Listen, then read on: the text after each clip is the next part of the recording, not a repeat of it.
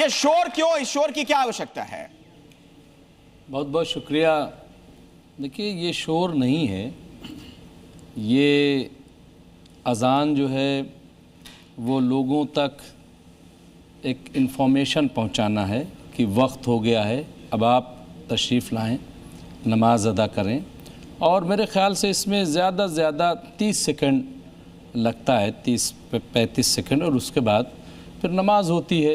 नमाज जब पढ़ी जाती है तो वहाँ पे जो माइक होता है वो अंदर ही होता है, बाहर नहीं होता है। सिर्फ ये लोगों तक मैसेज पहुँचाने के लिए वक्त हो गया है। तो इसमें मैं समझता हूँ कहीं कोई शोर नहीं, कोई ऐसी चीज़ नहीं है कि किसी को ठेस पहुँच जाए। सिर्फ अल्लाह अकबर कहते हैं, अजान दी जाती है और लोग जो है वो नमाज के लिए आ जाते हैं। कहाँ से लग रहा है कोई अगर किसी पे, आपने भी सुना होगा आचार्य प्रमोद कृष्णम का जो बयान आया है, वो कह रहे हैं कि क्या जरूरी है कि लाउड स्पीकर के जरिए ही ऊपर वाले तक आवाज पहुंची जाए? क्या वो सुन नहीं पाते हैं? देखिए, समय समय की बात है।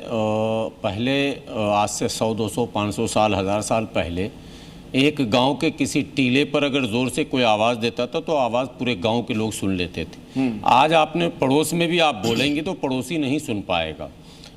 ध्वनि प्रदूषण बहुत ज़्यादा है और केवल सिंगल इस्लाम के अनुयायी ही केवल इसका प्रयोग नहीं कर रहे हैं। सारे धर्मों ने, चर्च में, गुरुद्वारे में, मंदिरों में, बौद्ध विहारों में, तीर्थकर जो जैन का है उसमें सब में लग गए हैं। यानी सबकी आवश्यकता हो गई। और मैं तो कहता हूं कि सबके घर में अब लग गए हैं। डोरबेल की क्या जरूरत? आज से पहले तो डोरबेल किसी के यहाँ नहीं था। डोरबेल और लोग चिल्लाते थे, जंजीर बजाते थे। मैंने एक बात बता रहा हूँ, सब बहुत सारी इसके तर्क हो सकते हैं, लेकिन हाँ एक चीज है कि तर्क कुतर्क से समस्या का समाधान नहीं।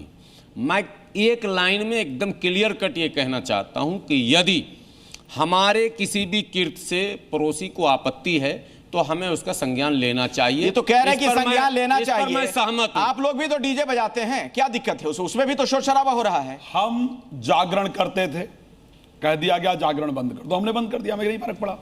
हम दिवाली पर पटाखे जलाते थे, हमें कहा गया बंद कर दीजिए, हमने रोड पर करना होता था, पहले पार्कों में होता था, बंद हो गया। सब बच्चे जानते होंगे, शायद बंद हुआ, धीरे धीरे करके बंद हो गया। हमें जब कहा गया रावण दहन कहा गया, हमने बंद कर दिया। हमें कहा गया आप रोड पर होली नहीं जलाओगे, हमने बंद कर दिया। हमें जो कुछ कहा गया सब बंद हो गया। नहीं, सब बंद हो गया। यहाँ पे जो बैठे आप बताइए ईमानदारी से, पूछ लो ना। अरे भाई, नौजवान बैठे, क्या रावण दहन बंद हो गया है? क्या दिवाली पटाखे बंद हो गए हैं? अभी कितना बजा है दिवाली में? आप देखिए कि धुआं हो गई पूरी दिल्ली। ये क्यों झूठ बोलते हो?